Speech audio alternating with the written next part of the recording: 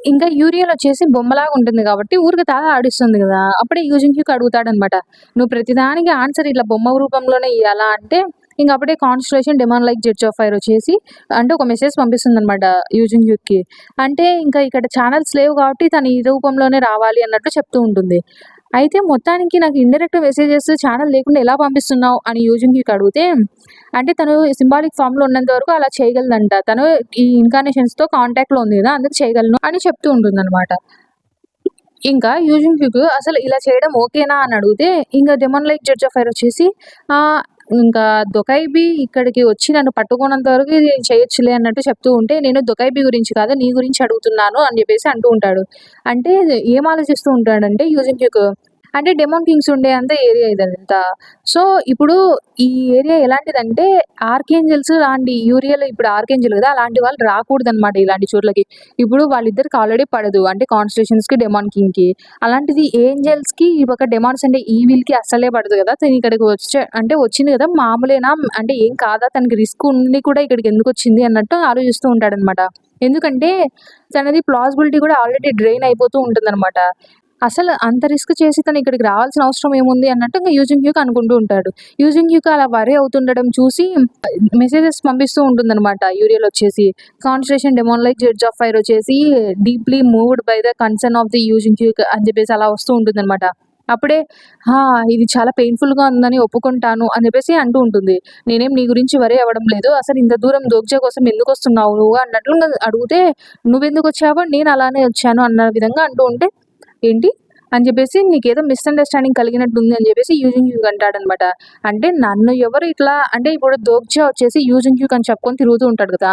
నా పేరు యూజ్ చేసుకోవడం నాకిష్టం లేక ఇక్కడికొచ్చాను. అది దోగ్జా కానీ, దోగ్జా కాకపోని ఎవరైనా వచ్చేవాడినే అని చెప్పేసి అంటూ ఉంటాడనమాట. అంటే యూజిన్ హ్యూకు దోగ్జా గురించి వర్రీ అవుతున్నట్టు ఇక్కడ అంటే నేనవ్వట్లేదు అన్న విధంగా చెప్తూ ఉంటాడు. కానీ తను వర్రీ అవుతున్నాడు అని నాకు తెలుసు అన్న విధంగా యూరియల్ వచ్చేసి నవ్వుతూ ఉంటుందనమాట. "హే! ఏం చేస్తున్నావు? నేను నిజంగానే చెప్తున్నాను. ఇక్కడ డెమాన్ రియలంలో చాలా యూజ్‌ఫుల్ మెటీరియల్స్ ఉంటాయి కదా! వాటి కోసం వచ్చాను" అని చెప్తుంటే ఇంకా ఎక్కువ నవ్వుతుందా? దాన్ని చూసి యూజిన్ హ్యూగో "ఇంకొకసారి నాకు అలాంటి మెసేజ్ పెట్టు నీ బాడీని చించి పడేస్తాను" అని చెప్పేసి అంటాడనమాట. ఇంక దాని తర్వాత మనం ఇక్కడ ఇండస్ట్రియల్ కాంప్లెక్స్‌లో చూస్తూ ఉంటాం.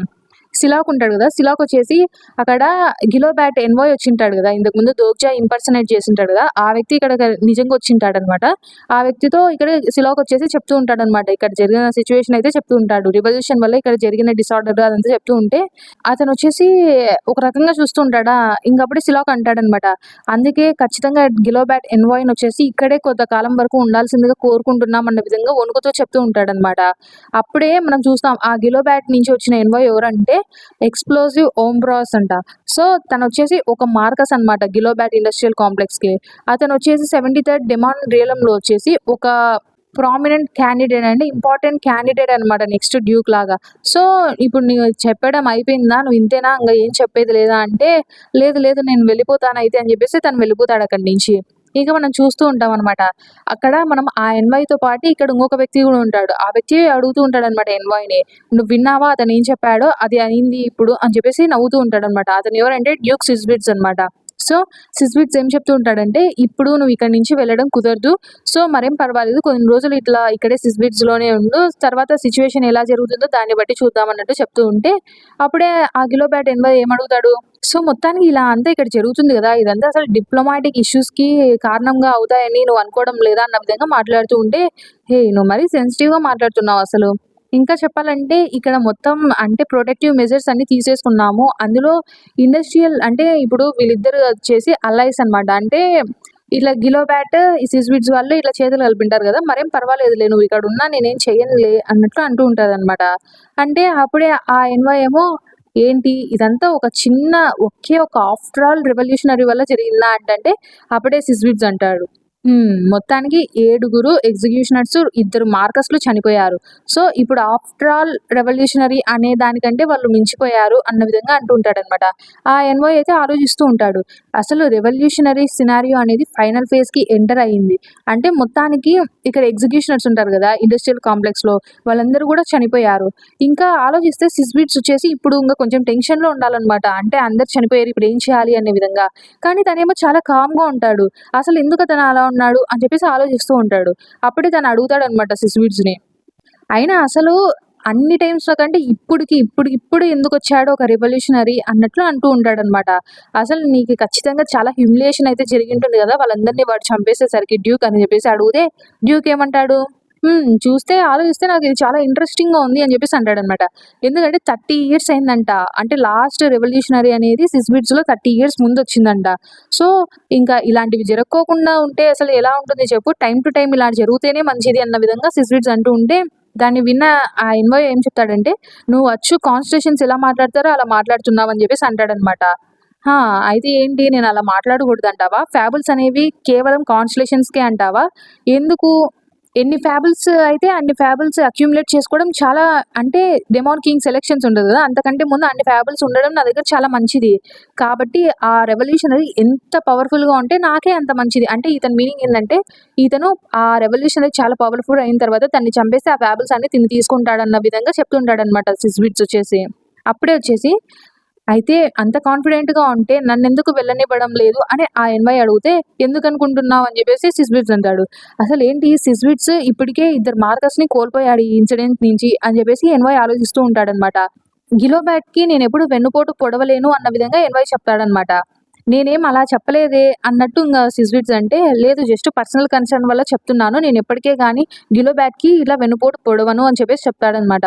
అంటే నేను గూడా నీకు ఒక పర్సనల్ అడ్వైస్ ఇవ్వమంటావా అని చెప్పేసి ఆ సిస్‌బిట్స్ ఏమని చెప్తాడంటే, అసలు డ్యూక్ గిలోబాట్ ఉంటాడు గదా! తను నెక్స్ట్ డెమాన్ కింగ్ అవ్వగలడని నువ్వు ఊహించుకుంటున్నావా?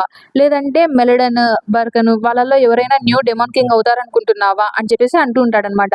దాని మీద ఆ క్వెషన్‌కి నేను ఎటువంటి ఆన్సర్ ఇవ్వలేనని చెప్పేసి ఆ ఎన్‌వై అంటాడు. లేదు లేదు నువ్వు ఆన్సర్ ఇవ్వగలవు. సో, ఇప్పటికే అందరికీ తెలిసిపోయి ఉంటుంది. ఈ 73 డెమాన్ రియలమ్ ఉంటుంది గదా! ఇక్కడ 4 డ్యూక్స్ ఉంటారు గదా! అందరికంటే స్ట్రాంగెస్ట్ ఎవరనేది మీకు ఆల్రెడీ తెలుసు. అంటంటే అప్పుడే ఇంకొచ్చేసి ఎన్‌వై అంటాడు. కానీ అది మరీ అంత ఈజీగా ఉండదు. ఎందుకంటే మెలడన్ వచ్చేసి వేదాస్ అంటే కాన్స్టిట్యూషన్స్ ఉంటారు గదా! వాళ్ళతో చేతులు కలిపాడు అని చెప్పేసి చెప్తాడనమాట. అప్పుడే సిస్‌బిట్స్ ఏమంటాడంటే, "ఏంటి కేవలం అతను మాత్రమే కాన్స్టిట్యూషన్ యొక్క పవర్‌ని తీసుకోగలడనుకుంటున్నావా? నేను గూడా" అన్న విధంగా చెప్తూ ఉంటే, "అసలు నువ్వు ఏం మాట్లాడుతున్నావు?" అన్న విధంగా ఎన్‌వై అడిగితే ఇంగ అప్పుడే సిస్‌బిట్స్ చెప్తాడనమాట. ఇంక కొంతకాలంలో ఇక్కడ దొకైబీస్ అనేవాళ్ళు ఇక్కడికొస్తారు. సో, దాని తర్వాత ఏం జరుగుతుందనుకుంటున్నావు? దాని తర్వాత ఇంకెవరొస్తారనుకుంటున్నావు? అన్న విధంగా సిస్‌బిట్స్ అంటే, ఎన్‌వై ఆలోచిస్తూ ఉంటాడనమాట. మొత్తానికి ఒక దొకైబీ ఇక్కడికొచ్చిందంటే దాని తర్వాత చాలా కౌంట్‌లెస్ స్టార్స్ అనేవి ఇక్కడికి వస్తాయి. అంటే కాన్స్టిట్యూషన్స్ వస్తాయన్న విధంగా ఆలోచిస్తూ ఉంటాడనమాట. అంటే వేరే డెమాన్ రియలమ్ ఉంటారు గదా! ఆ డెమాన్ కింగ్స్ గూడా ఇక్కడికొస్తారనమాట. మొత్తానికి ఆ కాన్స్టిట్యూషన్‌కి ఇక్కడికి రావడం అనేది చాలా సాధ్యమే. అక్కడ ఒక ఛానెల్ ఓపెన్ అయిందంటే అన్న విధంగా ఆలోచిస్తూ ఉంటాడు. ఒక దొకైబీ వస్తే ఇక్కడ చాలా మారిపోతుంది. మొత్తానికి 73 డెమాన్ రియలమ్ ఉంటుంది గదా! అది ఒక ప్రాపర్ సినారియో అంటే ఇంతవరకు ఇక్కడ సినారియో సరిగ్గా జరగడం లేదు గదా! అంటే రెవల్యూషనరీ అనే ఒక సినారియో తప్ప పెద్దగా నార్మల్‌గా ఎర్త్ మీద వీళ్ళు జరిగినన్ని సినారియోస్ ఇక్కడ లేవు గదా! సో, అలాంటి సినారియోస్ ఇక్కడ స్టార్ట్ అవుతాయి. ఒక బ్యాటిల్ గ్రౌండ్ లాగా స్టార్ట్ అవుతుంది ఇక్కడంతా అన్నట్లు ఆలోచిస్తూ ఉంటాడు. ఇంక మొత్తానికి "నువ్వు ఒక ఛానెల్‌ని కాంటాక్ట్ చేశావా?" అన్నట్లు ఎన్‌వాయ్ అడిగితే సిస్‌బిట్స్ ఏం చెప్తాడంటే, "నేను ఆల్రెడీ బ్యూరోతో మాట్లాడాను" అని చెప్తే అప్పుడే ఎన్‌వై అడుగుతాడనమాట. "ఓహో! ఆ రెవల్యూషనరీని ఏం చేయకోకుండా పక్కన పెట్టింటే ఎందుకో అనుకున్నాను. దీనికేనా?" అన్న విధంగా అడిగితే సిస్‌బిట్స్ ఏమంటాడంటే ఆ! అంటే కొంచెం ఎంటర్‌టైన్‌మెంట్ ఇక్కడ ఉండడం మంచిదే కదా! డెమాన్ కింగ్ సెలక్షన్‌కి ముందు ఇలాంటివన్నీ జరుగుతుంటేనే కదా! ఇక్కడ కాన్స్టిట్యూషన్స్ అనేవాళ్ళు ఇక్కడ చూడగలిగేది. అంటే కాన్స్టిట్యూషన్‌కి ఇలా అంటే ఇట్లా స్లాటర్ ఇవన్నీ అంటే చాలా ఇష్టమనమాట. సో, దానికోసమే నేను వెయిట్ చేస్తున్నా. అంటే ఇక్కడికి ఛానెల్ వచ్చిన తర్వాత వాళ్ళని చంపుదామని వెయిట్ చేస్తున్నా అన్న విధంగా చెప్తాడనమాట. అదంతా విన్న ఎన్‌బో ఏం చెప్తాడంటే, సిస్‌బిట్స్ నిజంగా న్యాచురల్ బోర్న్ డెమాన్ అంటే పుట్టడమే ఇలా డెమాన్‌గా ఉండడానికే పుట్టాడన్న విధంగా చెప్తాడనమాట. అప్పుడు థాంక్స్ ఫర్ ద కాంప్లిమెంట్ అనయితే అంటాడు సిస్‌బిట్స్. ఇంక అప్పుడే ఎన్‌వై అంటూ ఉంటాడు. అయితే మొత్తానికి నీ ఫ్యాక్టరీ అనేది తొందరలోనే ఇంకా మూవ్ అవుతుందనుకుంటా అన్న విధంగా అంటూ ఉంటే, నేను ఆల్రెడీ ఇట్లా ప్రిపరేషన్స్ అంతా చేశాను. నువ్వు తొందరలోనే చూస్తావు అన్నట్టు చెప్తాడనమాట. అప్పుడే ఇంగ వాళ్ళు గమనిస్తే అక్కడ వాళ్ళకి ఒక నోటిఫికేషన్ వస్తుంది. అదేంటంటే ఛానెల్ వచ్చేసి ఓపెన్ అయి ఉంటుందనమాట. అక్కడ సిస్‌బిట్స్ ఇండస్ట్రియల్ కాంప్లెక్స్ ఏరియాలో ఒక కొత్త ఛానెల్ అయితే క్రియేట్ అయిందంట. దాన్ని చూసి ఇంగ ఎన్‌వై అడుగుతాడు. "ఏంటి నువ్వు ఆల్రెడీ దొకై బేస్‌ని కాంటాక్ట్ అయ్యావా?" అన్న విధంగా. కానీ తన ఫేస్ చూస్తే మనకు అర్థమైపోతుంది. అది తన వల్ల కాదు ఈ ఛానెల్ క్రియేట్ అయింది అని చెప్పేసి. అప్పుడే లోపలికి సిలాక్ అయితే తొందరగా వస్తాడనమాట. "మై లార్డ్ నన్ను క్షమించండి ఇట్లా సడెన్‌గా వచ్చినందుకు. కానీ నాకు ఒక రిపోర్ట్ ఇవ్వాల్సిందని" చెప్తే, "ఏంటి?" అని చెప్పేసి అడుగుతాడు సిస్‌బిట్స్. అప్పుడే ఇంగ సిలాక్ ఏం చెప్తాడంటే, అక్కడ వాళ్ళు ఇప్పుడు ఫ్యాక్టరీని రన్ చేయడానికి కావాల్సిన వాళ్ళు లేరు అన్నట్టు చెప్తూ ఉంటారనమాట. "అసలేం మాట్లాడుతున్నావు? నేను ఆల్రెడీ నీకు కావాల్సినవన్నీ రిజల్ట్స్ అని అంటే వాటికి ఆ ఫ్యాక్టరీ మూవ్ అవ్వడానికి కావాల్సినవి ఉంటాయి కదా రిసోర్సెస్, అవన్నీ అందించాను కదా అన్న విధంగా సిస్విట్జ్ అంటాడనమాట. అప్పుడే సిలాక్ చెప్తూ ఉంటాడు. అది కరెక్టే కానీ అంటే సిటిజన్స్ ఎవరైతే ఇక్కడ పని చేయడానికి వచ్చింటారో వాళ్ళందరూ ఇక్కడ ఫ్యాబుల్ ఫ్రాగ్మెంట్స్ ఉంటాయి గదా! అంటే ఈ ఫ్యాక్టరీని రన్ చేయడానికి కావాల్సిన ఫ్యాబుల్ ఫ్రాగ్మెంట్స్ అన్నిటిని దొంగతనం చేసుకొని ఎళ్ళిపోయారు అని చెప్పేసి చెప్తూ ఉంటాడు. అప్పుడే ఎన్‌వై అంటూ ఉంటాడు. చూస్తుంటే ఆ రెవల్యూషనరీలో ఎవరో తన తల వాడినట్టున్నాడు. బ్రెయిన్ వాడినట్టున్నాడు. సో, మొత్తానికి ఇదంతా చూసే ఆ దొకై బీస్ ఫస్ట్‌గానే ఛానెల్ క్రియేట్ చేసినట్టున్నారు అన్న విధంగా చెప్తూ ఉంటాడనమాట. అప్పుడే ఇంక సిస్విట్జ్ ఏమంటాడంటే సూపర్వైజర్స్‌ని పంపించి ఆ స్లేవ్స్ ఆఫ్ ది హారిజన్ ఉంటారు గదా! అక్కడికెళ్ళి చూడమను. ఇంకా అంటే అయిపోతే పోయినాయిలే, ఏం ఫ్యాబుల్ ఫ్రాగ్మెంట్స్ ఇంగ ఏం దొరకవా? మళ్ళీ కొత్తవి తీసుకొని రా అన్న విధంగా చెప్తూ ఉంటాడనమాట. అప్పుడే ఇంక ఏం చెప్తాడంటే సిలాక్, నేను ఆల్రెడీ వాళ్ళని పంపించాను. కానీ అసలు ఆ సూపర్వైజర్‌తో మనకి కాంటాక్ట్ జరగడం లేదు. అసలు తను ఎక్కడున్నాడో కూడా అర్థం కావడం లేదు అని చెప్పేసి చెప్తాడనమాట. ఆ సూపర్వైజర్ ఏమైపోయింటాడంటే దోగ్జా వైపు చూస్తే దోగ్జా వాళ్ళు అతన్ని చంపేసింటారనమాట. మొత్తానికి ఇంక హాయంగ్ అంటూ ఉంటాడు. డ్యూక్ చాలా ప్రిపరేషనే చేస్తున్నట్టున్నాడే, చాలా కాలం నుంచే చేస్తున్నట్టున్నాడే అన్నట్లు అంటూ ఉంటాడు. ఎందుకంటే వాళ్ళు ఫస్ట్ టైమ్ అంటే ఇట్లా కలెక్షన్ చూసింటారు గానీ ఇది ఫస్ట్ టైమ్ అనమాట. చాలా పెద్ద మొత్తంలో స్కేల్‌లో ఇట్లా ఫస్ట్ టైమ్ కలెక్షన్ చేపిస్తూ ఉంటారనమాట.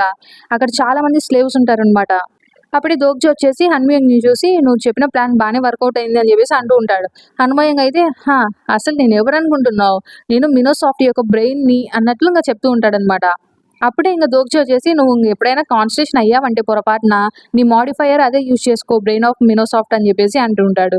ఇంక అది ఆ జోక్స్ అపార్ట్ పక్కన పెడితే ఇంక దోగ్జా అయితే వాళ్ళకి చెప్తూ ఉంటాడు. "మొత్తానికి అక్కడ ఉన్న స్లేవ్స్ అందరిని తీసుకొని రండి. వాళ్ళలో కొంతమందికి మతిస్థిమితం ఉంటుంది కదా! వాళ్ళని మాత్రం కొంచెం ఇట్లా రిపేర్ చేసి మనలో జాయిన్ చేసుకున్నాం" అన్న విధంగా చెప్తూ ఉంటాడు. అప్పుడే ఆ దొకైబీ ఏం చేస్తుందంటే బీయూ ఏం చేస్తుందంటే ఒక న్యూ సబ్సినారియోనైతే క్రియేట్ చేస్తుందనమాట. అదేంటంటే లిబరేట్ ద స్లేవ్స్ అనమాట. దోగ్జా అయితే దానికి థాంక్స్ చెప్తాడు. ఎందుకంటే ఇప్పుడు దోగ్జా ఒక సినారియోలో లేకపోతే దోగ్జా అనేది తన బాడీ అనేది ఇంకా చాలా ర్యాపిడ్‌గా అంతే డ్యామేజ్ అవ్వడం స్టార్ట్ అవుతుంది. కానీ ఇప్పుడు దోగ్జా ఎలాంటి ఒక సబ్ సినారియోలో అలా ఉన్నాడనుకో, తన బాడీ అనేది మరి అంతగా ఫాస్ట్‌గా డ్యామేజ్ కాదనమాట. అందుకే దోగ్జా వచ్చేసి మెయిన్ సినారియోలోకి ఎంటర్ అవ్వక ముందు అంతవరకు ఏదో ఒకటి చేయాలి కాబట్టి ఇలా ఏదన్నా చేస్తూ అంటే ఎప్పుడు వీలైతే అప్పుడు సబ్ సినారియోస్ ఇలా క్రియేట్ చేస్తూ ఉంటుందనమాట. అంటే బీయూ హెల్ప్‌తో. కానీ ఇది ఒక టెంపరరీ మెజర్ మాత్రమే. ఖచ్చితంగా దోగ్జా ఎలాగైనా మెయిన్ సినారియోలోకైతే వెళ్ళిపోవాలనమాట. ఎందుకంటే తను ఒక అంటే తన ఇన్కార్నేషన్ ఫార్మ్ ఉంటుంది గదా! దాన్ని తొందరగా రీస్టోర్ చేసుకోవాలి. లేకపోతే అది ఎక్కువగా అంటే డ్యామేజ్ అయిపోయిందంటే చాలా కష్టం. ఎందుకంటే దోగ్జా వచ్చేసి లాస్ట్ అంటే డెమాన్ కింగ్ సెలక్షన్ అప్పుడు డ్యూక్‌ని ఫేస్ చేయాల్సింది ఉంటుంది దానికంటే ముందు కాబట్టి ఆలోచిస్తూ ఉంటాడు దోగ్జా. అసలు ఇప్పుడు ప్రస్తుతానికైతే అంత అర్జెంట్ మ్యాటర్ ఏం కాదు. ఇప్పుడు దోగ్జాకి టైం చాలా ఉంది. నేను నిదానంగా చేయొచ్చు. తను సేఫ్‌గా అంటే డెమాన్ డ్యూయలం సినారియో వరకైతే వెళ్ళొచ్చు అని ఆలోచిస్తూ ఉంటాడనమాట. అప్పుడే ఒక కొత్త కాన్స్టిట్యూషన్ అయితే బీఈఓ ఛానెల్‌కి ఎంటర్ అయిందంట. ఏంటి కొత్త కాన్స్టిట్యూషనా? అప్పుడేనా అని దోగ్జా ఆలోచిస్తూ ఉంటాడు. కానీ అది తన మోడిఫైయర్‌నైతే ఇట్లా బయటికి చూపిచ్చదనమాట. అక్కడ ఉన్న ఇన్‌కార్నేషన్స్ అందరిని చూస్తూ ఉంటుంది ఆ కాన్స్టిట్యూషన్. వాళ్ళొచ్చేసి, "ఏంటి మీ అందరు మెసేజ్ విన్నారా?" అంటే, "ఏం మెసేజ్?" అంటే, "నాకొక ఇండైరెక్ట్ మెసేజ్ వచ్చింది" అని చెప్పేసి చెప్తూ ఉంటారు. అప్పుడే దోగ్జా అదంతా గమనిచ్చి, "ఏంటి ఎవరో చాలా కాయిన్స్ ఉన్న వాళ్ళే వచ్చినట్టున్నారు ఇక్కడికి. ఇండైరెక్ట్ మెసేజెస్ కూడా పంపిస్తున్నారంటే కాయిన్స్ ఎక్కువ ఉన్నట్టే గదా!" అన్నట్టు దోగ్జా ఆలోచిస్తూ ఉంటాడు. కానీ బీయూకి కూడా చాలా కాయిన్స్ వస్తున్నట్టున్నాయని బీయూని చూసి అనుకుంటూ ఉంటాడనమాట. కిమ్ దోగ్జా అప్పుడు ఆలోచించాడు అని ఫోర్త్ వాల్ చెప్తూ ఉంటుంది. వాళ్ళెవరో ఖచ్చితంగా కొంచెం డీసెంట్‌గా ఉండేవాళ్ళైతే మేలు అని ఆలోచిస్తూ ఉంటాడు. ఎందుకంటే ఒక ఛానెల్ క్రియేట్ అయిన తర్వాత ఆ ఛానెల్ నేచర్ ఎప్పుడు డిటర్మైన్ చేస్తారంటే, అంటే ఛానెల్ స్టార్టింగ్‌లో సబ్స్క్రైబర్స్ వస్తారు గదా! అలాంటి సబ్స్క్రైబర్స్ ఎలాంటి వాళ్ళైతే అంత బావుంటుంది ఛానెల్. ఇప్పుడు మెయిన్ ఫోకస్ అనేది ఛానెల్‌కేందంటే ఇన్‌కార్నేషన్స్‌ని కనిపెట్టడం, లేదంటే ఏదైనా ఫన్, జాయ్ అదంతా కనిపెట్టడం అనమాట. దొకైవి ఇప్పుడైతే ప్రస్తుతానికి సబ్ సినారియో ఇప్పుడు ఇచ్చింది. కానీ అది అసలు ఎలా జరుగుతుంది? అంటే అక్కడ డీటెయిల్స్ అన్ని దొకైబి ఇచ్చింటుంది గదా! అవన్నీ ఎవరి పరంగా ఇస్తుందంటే సబ్స్క్రైబర్స్ వాళ్ళ డిజైర్స్ ప్రకారం ఇస్తుంది. అలాంటి సబ్స్క్రైబర్స్ మంచోళ్ళైతే కొంచెం ఛానెల్ బావుంటుంది. లేదనుకో వాళ్ళు కొంచెం క్రూయాలిటీ ఇవన్నీ కావాలనుకో, వాళ్ళకి అంత బ్లడ్ బాత్ అదంతా కావాలనుకో, అప్పుడు ఇక్కడ ఉండే ఇన్‌కార్నేషన్స్ ఇబ్బంది పడాల్సిందుంది అని దోగ్జా ఆలోచిస్తూ ఉంటాడనమాట. సో, మొత్తానికి షిన్‌సూయింగ్ 41st టర్న్‌లో ఉంటుంది గదా! తను ఆల్రెడీ దొకైబిస్ వల్ల, దాని స్కీమ్స్ వల్ల చాలా ఇబ్బంది పడి ఉంటుంది గదా! ఇంతకుముందు. ఈ సినారియో అట్‌లీస్ట్ కొంచెం నీట్‌గా కంటిన్యూ అవ్వాలనుకుంటే బీఈ వచ్చేసి కాన్‌స్టాంట్‌గా ఈ కాన్‌స్టెలేషన్స్, డిజైర్స్ ఇవన్నీ తెలుసుకొని దాని ప్రకారం పోతూ ఉండాలనమాట ఇవి అని చెప్పేసి దోగ్జా ఆలోచిస్తూ ఉంటాడు. అప్పుడే ఆ కాన్‌స్టెలేషన్ వచ్చేసి తన మాడిఫైయర్ రివీల్ చేయదు కదా, అది లాస్ట్కి ఆ ఇన్కార్నేషన్స్ అక్కడ ఉండే వాళ్ళందరినీ డిసప్రూవ్ చేస్తుందంట. అంటే అక్కడ వాళ్ళు ఏం ఫైట్ చేయడంలో ఏం చేయడంలే కదా, అందుకని చెప్పేసి అప్పుడే దోగ్జా వచ్చేసి ఆ కాన్స్టిట్యూషన్ మాడిఫైయర్ రివీల్ చేసిన తర్వాత చూస్తాడు తను ఎవరు అంటే నోవేరిచ్ స్నేక్ మైసర్ అంట. సో అది చూసి దోగ్జా ఖచ్చితంగా ఇదైతే మంచి స్టార్ట్ కాదు అని చెప్పేసి అనుకుంటూ ఉంటాడు. ఆ కాన్స్టిట్యూషన్ అయితే వాళ్ళందరినీ నాకు బోర్ కొడుతుంది, అసలు సినారియో ఏం డెవలపే అవ్వడం లేదు, అసలు ఇంత డిసాటిస్ఫాక్షన్ నాకు ఎప్పుడు కలగలేదు, ఏంటి ఈ దొకైబీ అసలు ప్రోగ్రెస్ చేయదా, ఇన్ఎక్స్పీరియన్స్డ్ దొకైబీ అట్లా అంటూ ఉంటుందన్నమాట. అప్పుడే దోగ్జా అనుకుంటాడు ఈ కాన్స్టిట్యూషన్ హాబీ ఏంటంటే నార్మల్గా చిన్న చిన్న కాన్స్టిట్యూషన్స్ ఉంటాయి చూడు, వాళ్ళు కాయిన్స్ ఎక్కువ ఖర్చు పెట్టరు, అంటే చిన్న కాన్స్టిట్యూషన్స్ మరి ఎక్కువ కాన్స్టిట్యూషన్స్ కాకుండా అలాంటి ఛానల్లోకి దూరి ఆ కాన్స్టిట్యూషన్స్కి విరుద్ధంగా ఏదంటే అంటే సినారియోస్ అన్నిటిని రూమ్ చేయడానికి, అంటే ఇలా పడితే అలా చేయడానికి ట్రై చేస్తూ ఉంటుందన్నమాట. సో అలాంటిది ఇప్పుడు ఈ ఛానల్లోకి వచ్చిందంటే మంచి విషయం కాదని దోగ్జా అనుకుంటూ ఉంటాడు. ఆ కాన్స్టిట్యూషన్ అయితే అక్కడ ఉన్న ఇన్కార్నేషన్స్కి ఏం చెప్తుందంటే నాకు ఏదైనా స్టిమ్యులేషన్ కావాలి, నాకు ఎంజాయ్మెంట్ కావాలి, అసలు ఇక్కడ ఉన్న స్లేవ్స్ ఉంటారు కదా రిమూవల్ స్లేవ్స్, వాళ్ళందరినీ చంపేయండి, వాళ్ళని బతకనివ్వద్దు అట్లా చెప్తూ ఉంటుందన్నమాట. ఖచ్చితంగా వాళ్ళందరూ చనిపోవాల్సిందే, ఎవరైతే ఇట్లా ఎనిమికి అంటే ఇప్పుడు ఈ స్లేవ్స్ అనే వాళ్ళు డెమాన్ కింగ్కి ఐ మీన్ డ్యూక్స్కి మార్కస్కి పనిచేసే వాళ్ళు కదా, అలాంటి వాళ్ళు మనకి ఎనిమీస్, అలాంటి వాళ్ళతో మనం ఇట్లా ఉండకూడదు, వాళ్ళని చంపేయాలి అన్న విధంగా చెప్తూ ఉంటుందన్నమాట. సో ఇంకా అక్కడ ఉన్న వాళ్ళు ఆ మెసేజ్ చూసిన తర్వాత వాళ్ళ ఫేసెస్ అయితే మారిపోతాయన్నమాట. మొత్తానికి గాయస్ అసలు వాళ్ళు నిజంగానే అక్కడికి వెళ్ళి ఆ స్లేవ్స్ అందరినీ చంపేస్తారా అంటే ఆ స్లేవ్స్ కూడా వాళ్ళ తప్పేముంది చెప్పండి, వాళ్ళకి అన్ని గాయాలు ఉంటాయి, అలా ఉంటాయి. ఇప్పుడు దోగ్జా ఆ స్లేవ్స్ని కాపాడతాడా, అసలు దోగ్జా అంటే ఆ కాన్స్టిట్యూషన్ కోరుకున్నట్టు దోగ్జా అవ్వకుండా ఆపుతాడా, అసలు ఇక్కడ ఉండే వాళ్ళందరినీ కంట్రోల్ చేయగలడా దోగ్జా, ఇదంతా తెలుసుకోవాలనుకుంటే నెక్స్ట్ ఎపిసోడ్ కోసం వెయిట్ చేస్తుండండి. Until then bye bye, thanks for watching.